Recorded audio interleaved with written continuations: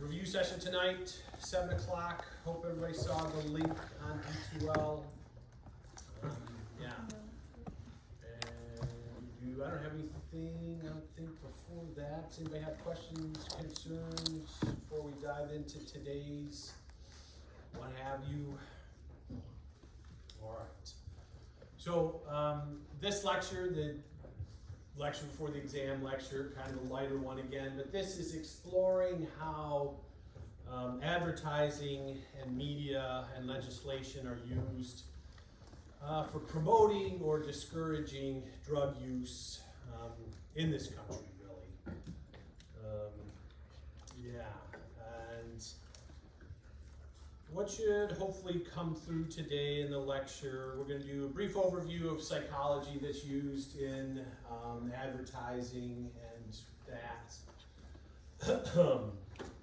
Look at overview of how media is used to sell specific types of drugs, and then look at individual case studies for 3 of the ones that we've been talking about so far this semester. So, to that end, what's been established really for decades, for several generations now, is how our minds work and how advertisers can tap into that to sell products. And there's really well-established types of approaches that do that.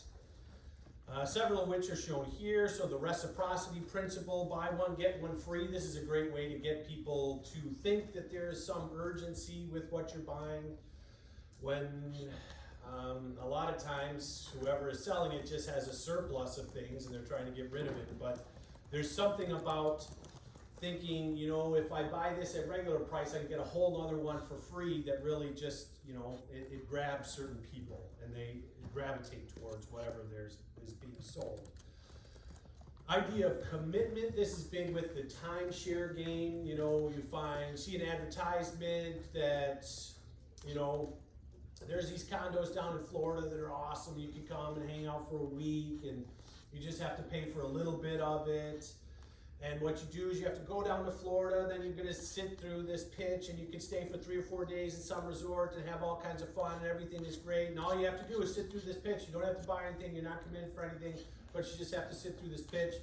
And then you go do that. You fly down to wherever, and then you go into this pitch room that they inevitably bring you into. And a lot of people will feel guilty that, you know, they had their trip down there paid for and their several days stay and some kind of fun and whatnot. And all they're obligated to do is just sit there and listen to an hour that turns into a 4 to 6 hour talk, and be real here. But all you have to do is listen to this talk. You're not obligated to buy anything. However, a lot of people will feel guilty about this, and they'll feel like they're getting too good of a bargain or they owe something to their hosts. So they'll sign up for a timeshare or something like that. Consensus approach, 95% of consumers prefer brand X for whatever is being sold. I guess FOMO, is that what fear of missing out is a big thing now. And so, you know, if 95% of people are doing it, I don't want to be one of the people that's on the outside. So go for it. Authority is really big, especially in the health fields. The white coat effect, this is something that actually is studied, and if you, those who are going into clinical work will hopefully be versed on this, because they've taught this for a while. They've actually done studies of people that if you send a person into a room with nothing but their street clothes, and then they talk to a person about their medical condition, versus you have someone go in with a white coat and a tie and a clipboard, the person is a lot more apt to, even though they could be given the exact same advice, they could have the exact same conversation with those 2 people, the person sporting the white coat, the tie, and everything that looks official will be believed a lot more often than the person just in their street rig would be. So that is one aspect. Liking a company, believing in a company, environmentally friendly companies, right? Who doesn't like environmentally friendly companies these days? You know, no one would buy anything from someone that, I'm going to dump all of my waste in the Detroit River and I don't care, blah, blah, blah. No one goes for that. Say you're environmentally friendly, that grabs a lot of attention. Scarcity is a big one. Only 5 left, right? You only have 5 left nostril inhalers with your state motto printed on them. You gotta get one before the 5 run out. That grabs people. Happy family is a big one too. 2 to 3 generations-ish of people sitting around in a family room laughing and smiling. The kids are rolling around with the dogs, and then the old people are, for the most part, not completely crippled or something. They're all smiling. This grabs attention. This is something that people want to buy. And then the health angle. Use brand X and your health will improve, regardless of what it is. It could be, get silly with it, but yes. Your health will improve if you buy brand X, and that grabs a lot of people. Celebrity effect, obviously, that's a big thing here. And then patriotism in this country is a huge thing. Using these 2 angles too is a great way to move merchandise. So anyways, these are some basic ideas or some things that were figured out, again, generations ago that have been put into play for selling everything that we buy. Getting back to what we're talking about in this class, though, you can see these old ads from selling cigarettes. So the first one here, not a single case of throat irritation due to Camels. So Camels are the healthier cigarette compared to the others. And you could try their 30-day Camel mildness test way back when. And same with doctors, right? Here's the official or the expert type approach. More doctors smoke Camels than any other cigarette. He's got a white coat on here, he's got cigarette going. Gonna believe that. And then dentists like Viceroys, which is hilarious. If I remember right, they used to have these filters in them. I don't know if they were just fiberglass or probably asbestos, really, but these ridiculous filters that Viceroys used to have. But dentists love them. And then, of course, mixing a couple things together, coffee and a Kent. Who doesn't want to start their day with a coffee and a Kent? You can have a nice smile and a great way to start the day. That's the way to do it. So, a lot of these things have been used, were used historically. A lot of these things have been curbed. One of the first things that, landscape used to be wide open in terms of advertising. You could advertise whatever you wanted to whomever you wanted, however you wanted. And then when they started to think that there might be a connection between poor health and cigarette smoking, they started to, maybe we should move away from that. Fairness doctrine was instituted back in the 40s, actually, and this was when trying to, how would you say it? Realizing that there was more than one point of view in the world and feeling like advertisers as well as news agencies were spending a lot of time only presenting one point of view. It wasn't FCC, but the group that eventually became our governing body for advertising, which I can't recall right now, but it was decided that people who were advertising or broadcasting had to dedicate an equal amount of time to an opposing point of view than for whatever point of view was being pushed by that network or that advertiser or whatnot.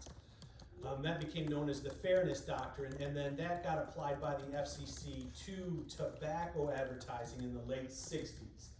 And the idea was, because by then they started noticing this direct correlation between development of coronary artery disease is the biggest one, congestive heart failure, all kinds of cardiac-driven kind of sicknesses started to creep up. And it really looked like it was a direct result of smoking cigarettes. So the FCC declared that you had to, if you wanted to sell your cigarettes, you also had to spend the same amount of time saying that, these might not be as healthy as our doctors and dentists used to think they were. So that became in vogue.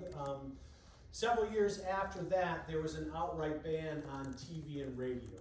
And by this time, it wasn't just that they were seeing health defects starting to creep up as a direct result of smoking, but also children became the big issue, or that advertising to children and getting people hooked on cigarettes even before they were of age became a big deal. So, ads were banned on TV and radio. But they still had more mass media publications, and then by the late 90s, the MSA, or Master Settlement Agreement, made a more broad ban on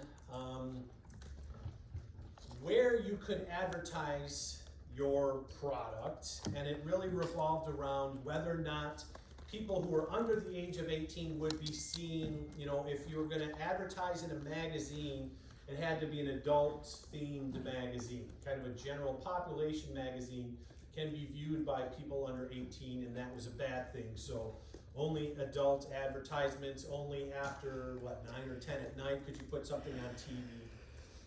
That became a big thing. But then by, 2009 here, the late, within a handful of years of the millennium, the Family Smoking Prevention and Tobacco Control Act gave FDA total control over everything, and everything just got shut down, is essentially the bottom line here. It's very rare to see advertisements for tobacco smoking now, but we'll see how that's definitely changed. And this is one of those interesting things where smoking dropped off as kind of a natural result of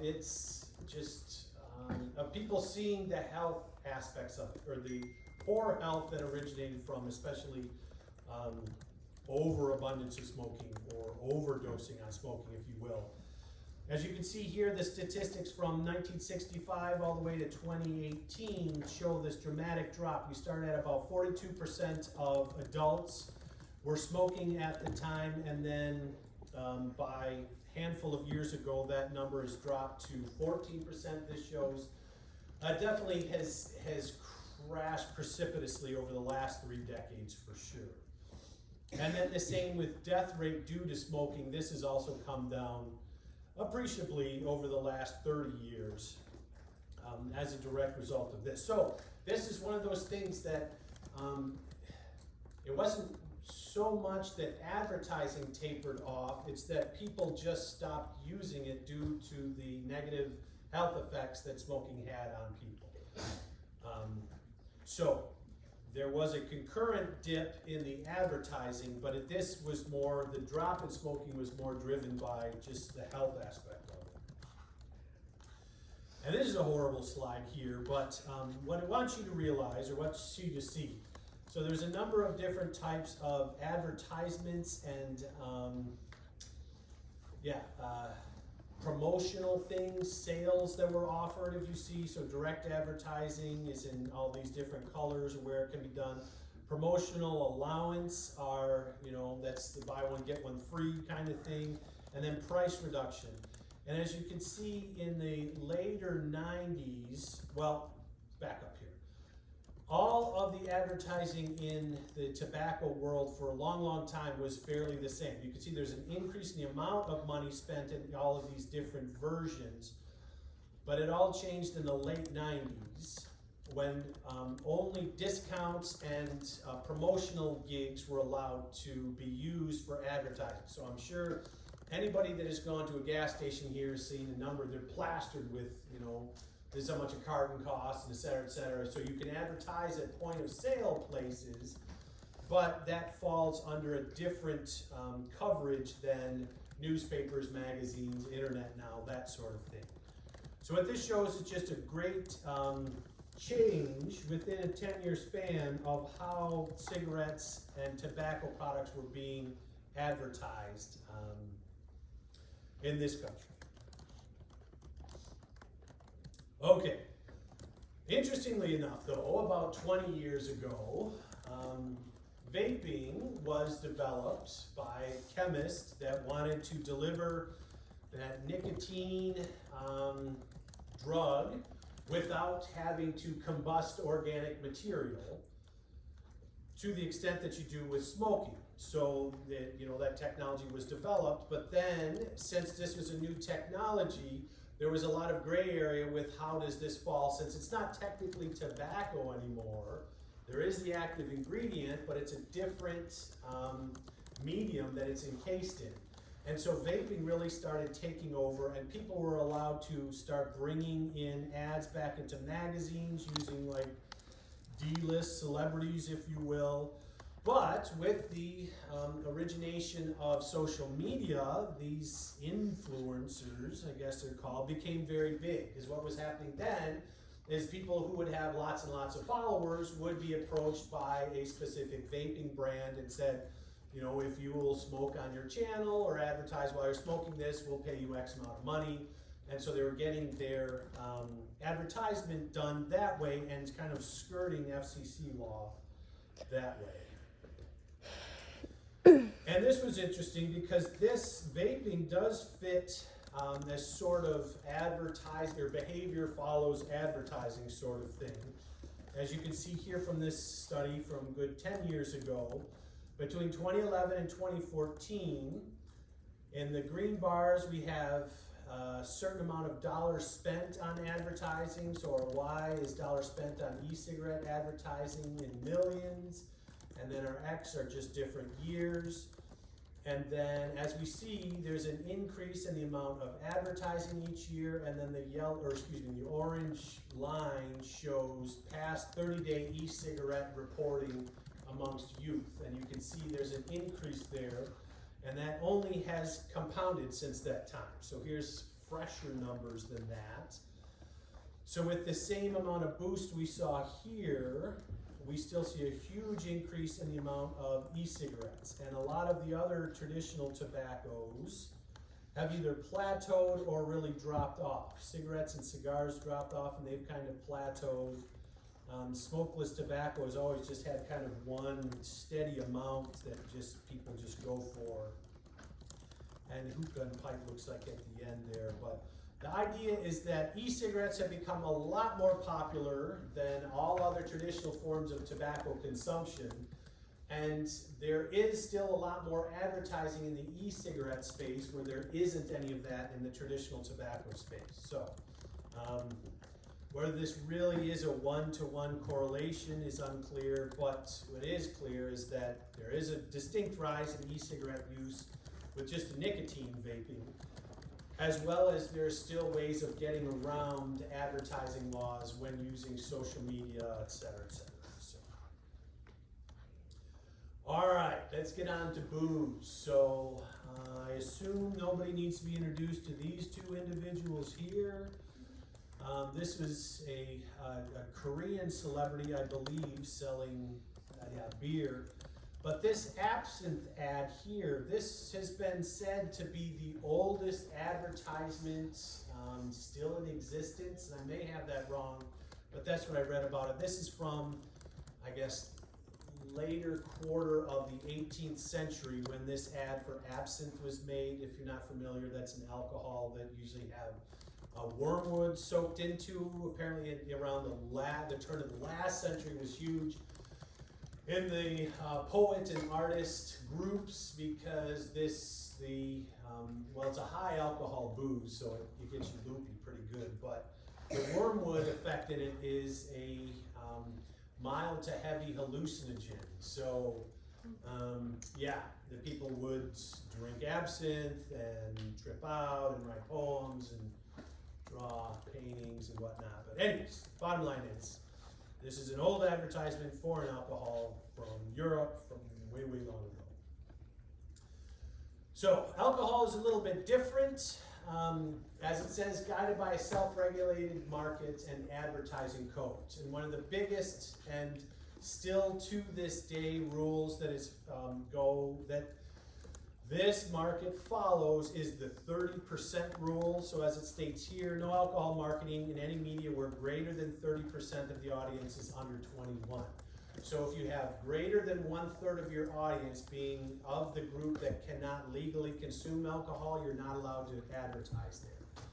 So again, they started targeting adult magazines, shows after 9 or 10 at night, things like that. But even that has kind of been tamped down, and advertising alcohol it's not fully taboo anymore because you still can see ads all over the place, but it's not, the way it was, I guess, 30, 40 years ago. So looking at how advertising and actual behavior overlap, this study was done 5 years ago. And as you can see, it estimates alcohol advertising and then reported drinking of alcohol within the last 30 days. So we had just shy of 55,000 adults randomly selected to report the exposure to alcohol ads that they had seen over the previous year, as well as how much consumption of alcohol they have done over the previous 30 days, okay? Average response here, to not suss through the actual data, roughly 576 alcohol ads on TV were seen over the previous year, with greater than 60% of the respondents saying that they had had some kind of alcohol over the last 30 days. So the study did conclude that advertising does have a direct correlation with consumption, but interestingly enough, it's not just advertising, obviously, it's also, I don't know, states of society, if you will, as you can look right next door to this piece of datum that shows alcoholic beverages purchased during the lockdown, right in that beginning phase of that lockdown. And as you can see here, the in-store sales of alcohol had a slight spike, so we're just looking at March, early March through end of April of 2020, that heavy time of lockdown. Roughly the same amount of in-store purchases, I mean it increased slightly over that time, but as you can see the online purchases increased by almost 450 to 500% roughly during that time. So it's not just advertising, it's also what the society is going through. This spike in booze consumption didn't happen because there was a spike in advertising for alcohol. It's because everyone was locked down and miserable and wanted something to take the edge off. But anyway, so on to marijuana. This one doesn't really need any setup. I gotta imagine anyone that's driven around this town has seen lots of these. These billboards are everywhere, and they're supposed to follow, I thought I had one in there, sorry. They're supposed to follow that 30% law. Due to the fact that marijuana is regulated state by state rather than federally, the advertising laws have been, the state is also allowed to set up the advertising laws as they see fit. Most states are using billboards like this, and even though you can't distinguish whether 30% of the people viewing them are going to be of age for it or not, it's been allowed to happen. So I'm sure most people know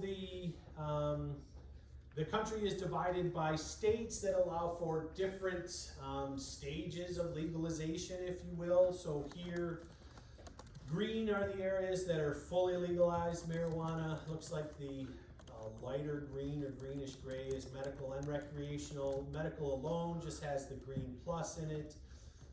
Decriminalized would be these mint green, I guess, and then fully legal, I believe there's 10 states, at least according to this still has. So, wide range of acceptance, tolerance, legality for marijuana through the country, and then on top of that, how each individual state will advertise its dispensaries will be regulated by that state specifically.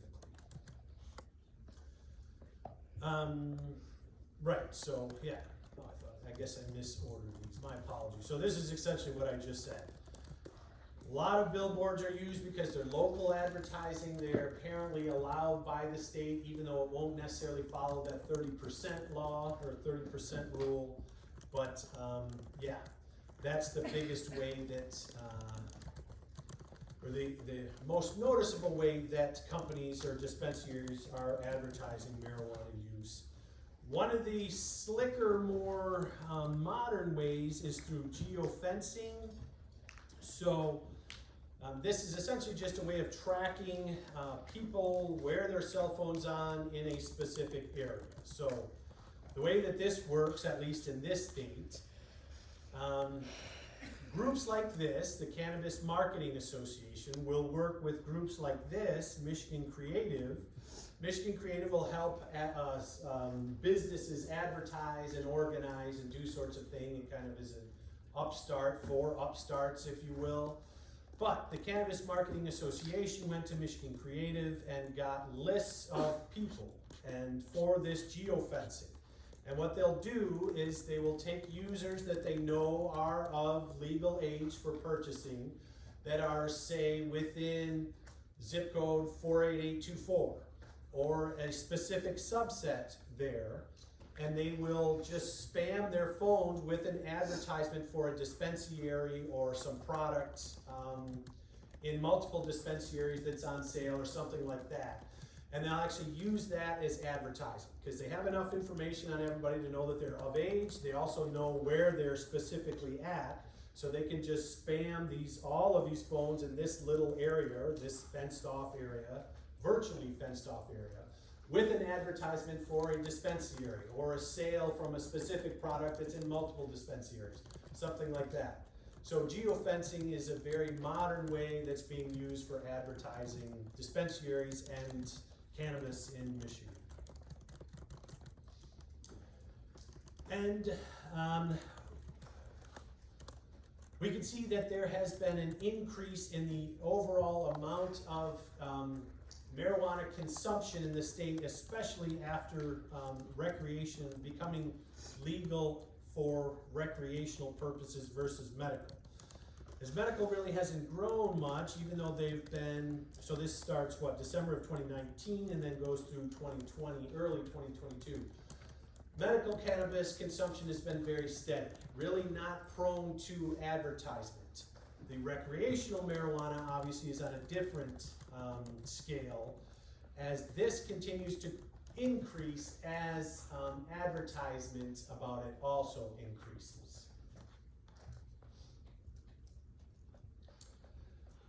The amount of people who are consuming marijuana has increased but sort of plateaued. I'd heard anywhere from 10 to 15%. This is saying that 12% Americans are reported smoking cannabis.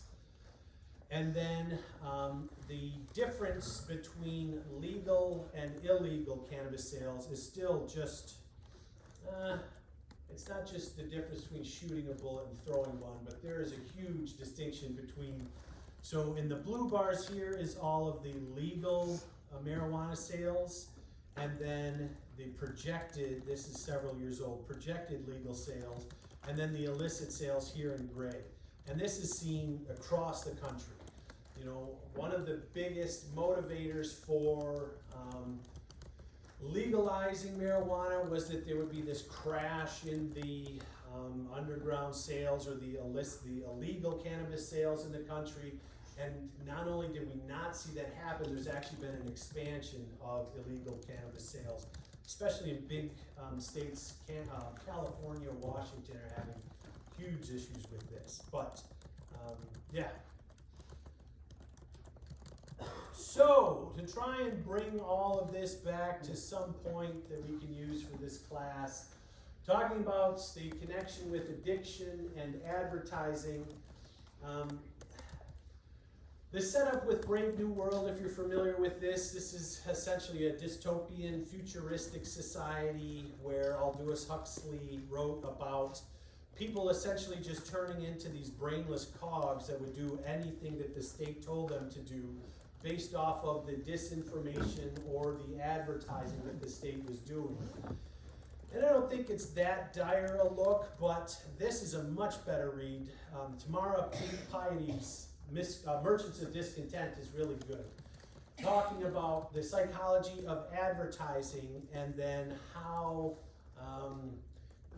it's not just advertising trying to play into people's wants and needs, but play directly into addiction. So a good point that's made in the book is that advertising can be good for informing consumers about available goods, but at the same time it can also trigger people to use things that maybe they shouldn't be using, especially addicted individuals. So bringing it back to this class, and we studied over and over again, our reward pathway starts in the VTA, goes through the nucleus accumbens and the PFC. This is where right drugs act, and they form this circuit between these areas. The PFC is where we get all of our external stimulus filtered into the brain, and then from there, this has a circuitry down into the reward system. So the point here is that what a lot of advertisers use is these more subtle triggers. A lot of people that have smoked cigarettes for decades, if they see a Zippo lighter, they'll immediately want a cigarette. People that used to drink for decades while they were working at a racetrack can just see Mile and Dragway or see some racetrack and they immediately want a beer. Those sorts of things are definitely used in advertising. I've known about it for a long time, and then it plays into our natural addiction circuitry that develops in the brain. And these seemingly innocent cues can be triggers for purchasing certain products that may or may not be good for you. So, all right, that's it for this one. 7 o'clock review session. Let me know if you have any questions. And yeah, good luck on Thursday, everybody.